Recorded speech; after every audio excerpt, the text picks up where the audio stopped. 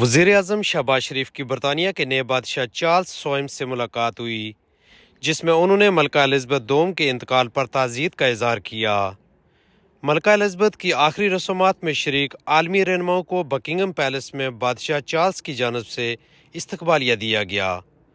وزیر اعظم شہباز شریف نے بھی بادشاہ چارلس سوئم کے استقبالیہ میں شرکت کرتے ہوئے بادشاہ چارلس سوئم اور ان کی اہلیہ سے بھی ملاقات کی۔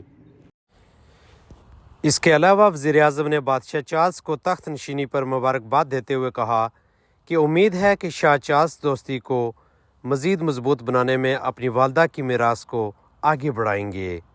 انہوں نے کہا کہ پاکستان کے عوام بادشاہ چارلس کی جلد آمد اور استقبال کے منتظر ہیں۔ اس کے علاوہ وزیر اعظم نے سیلاب متاثرین سے اظہار ہمدردی اور مدد پر بادشاہ چارلس کا شکریہ ادا کیا۔